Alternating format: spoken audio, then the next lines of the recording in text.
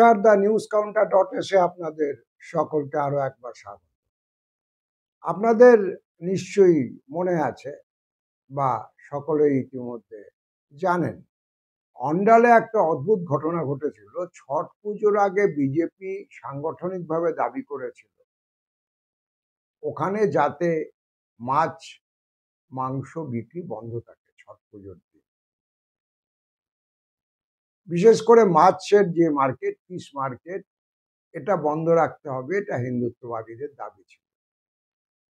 এখন এই হিন্দুত্ববাদীদের মাছ নিয়ে একটা অদ্ভুত অবসেশন আছে, এইটা আমার মনে হয়। এবং সেটা, এই অবসেশনটা তাদের মাঝে মাঝে এমন কিছু কিছু জায়গায় চুলকে দেয়। পলিটিক্যালি কারেক্ট থাকা যে দরকার কোনো একটা রাজ্যে, তারা যেখানে মানুষের ভোটে জিতে ক্ষমতায় আসবার স্বপ্ন দেখছেন, সেই কথাটা তারা বেমালুম ভুলে মেরে দিতে পারে। বিজেপির মতো এই পলিটিক্যাল কারেক্টনেসকে অনায়াসে জলাঞ্জলি দিতে আমি খুব কম রাজনৈতিক দলকে দেখেছি। আপনাদের মনে থাকবে, এর আগে গুজরাটে নির্বাচনে প্রচার চালানোর সময় পরেশ রাওয়াল বলেছিলেন যে আপনারা গ্যাসের দাম বাড়া নিয়ে এত কথা বলছেন কেন? কারণ মোদিজি যদি না থাকেন তাহলে এখানে গুজরাটে, মহারাষ্ট্রে সব জায়গায় হাজার হাজার বাঙালি, একই সঙ্গে অবশ্য উনি বাংলাদেশি এবং রোহিঙ্গা কমন ব্র্যাকেটে বলেছিলেন, তারা এসে পড়বে এবং মাছ ভাজা শুরু করে দেবে। যদিও পরবর্তীকালে তিনি তার এই মন্তব্য প্রত্যাহার করতে বাধ্য হন এবং কলকাতার হাইকোর্টে যেটা মামলা মোহাম্মদ সেলিম রুজু করেছিলেন, সেটা ওই পরেশ রাওয়ালের ক্ষমা প্রার্থনার ভিত্তিতে প্রত্যাহিত হয়। কিন্তু পরেশ রাওয়ালের এই বক্তব্যটা মুখ ফসকে বলা কোনো বক্তব্য নয়। গোল বলয়ে যে রাজনীতির সেন্টিমেন্টে তারা কাজ করেন, তাদের মধ্যে এই অদ্ভুত একটা আমিষ বিরোধিতার প্রবণতা, যেটা গোটা বডি পলিটিকে একটা অন্য জায়গায় ঠেলে দেয়। কারণ নৃতাত্ত্বিক ভাবে আপনারা যদি দেখেন যে আমিষ নিরামিষ খাওয়া বা না খাওয়াটা একান্ত উচ্চবর্ণদের প্র্যাকটিস।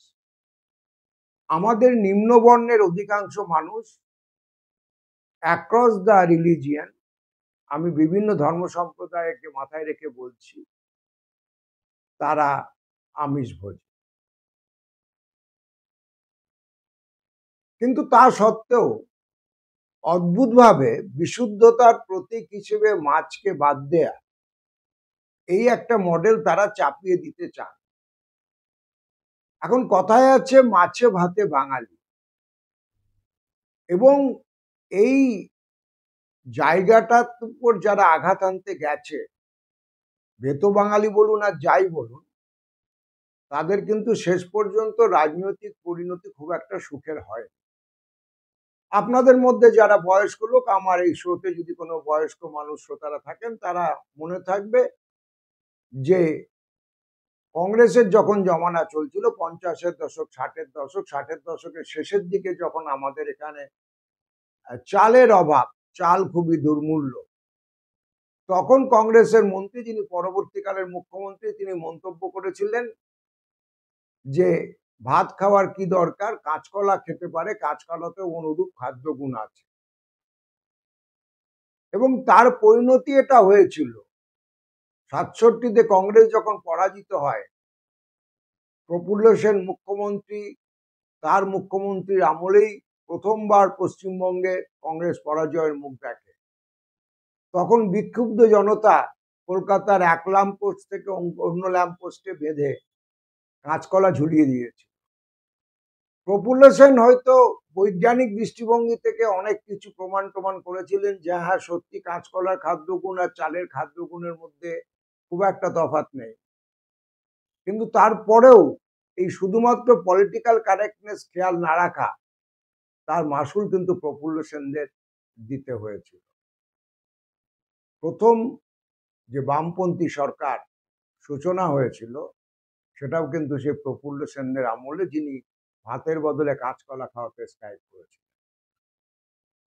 আর বাংলার মাছ ভাতের যে ইতিহাস সেটা অনেক পুরনো, অনেক পুরনো। আর এরকম একটা জায়গাতে দাঁড়িয়ে ছটের মতো একটা উৎসব, যেটা আদৌ ব্রাহ্মণ্যবাদী কোনো উৎসব নয়। সাধারণত যে ব্রাহ্মণ্যবাদী রিচুয়ালে মাছ মাংস এসবের ব্যাপারে রিচুয়াল ট্যাবু আছে বলে আমরা জানি। ছট পুজোয় কোনো পুরোহিত লাগে না। ছট পুজো একটা প্রাক আর্য সংস্কৃতি।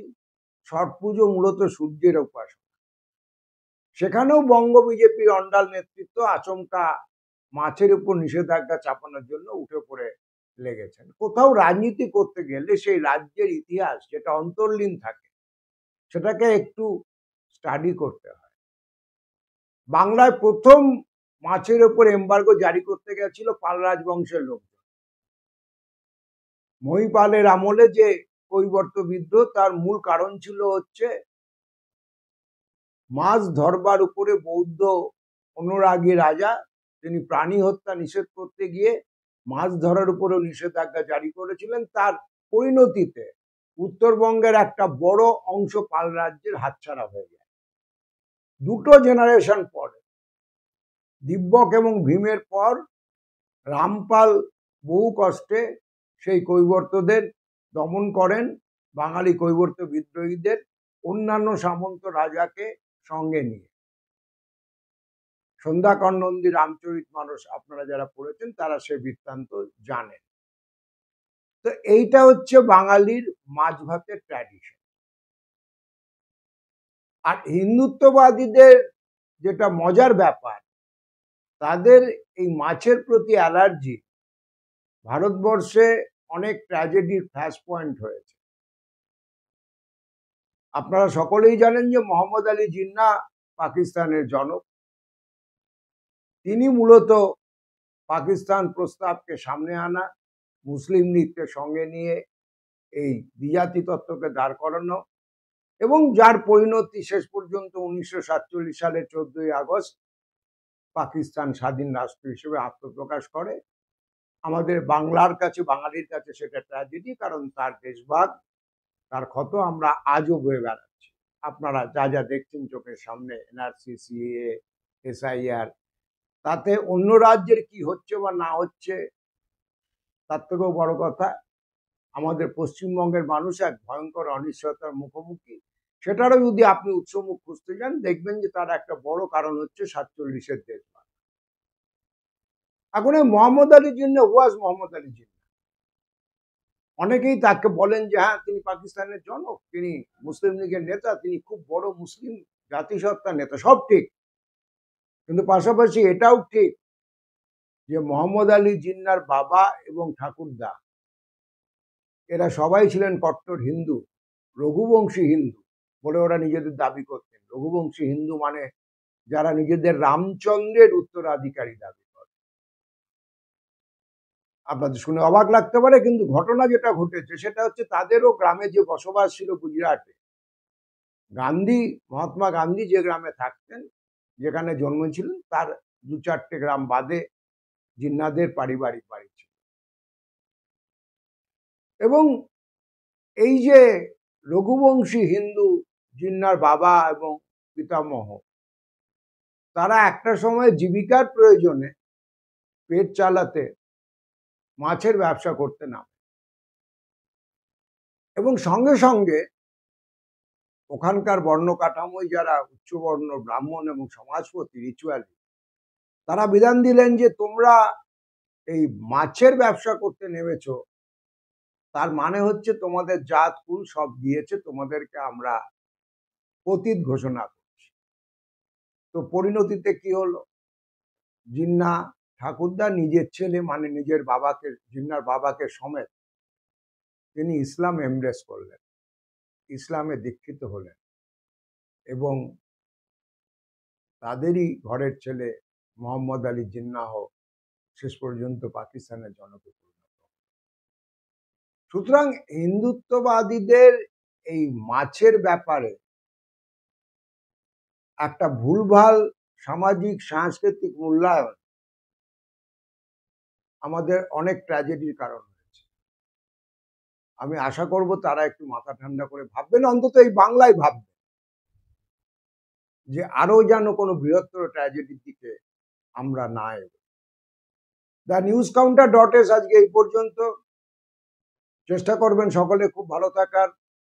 আর একটা অনুরোধ আছে, যারা এখনো আমাদের এই চ্যানেলটা সাবস্ক্রাইব করেননি তারা একটু কষ্ট করে দ্য নিউজ কাউন্টার .s এটা সাবস্ক্রাইব করে দেখবেন। এটা আমাদের পথ চলতে একটু সুবিধা হবে। দেখা হবে পরবর্তী এপিসোড।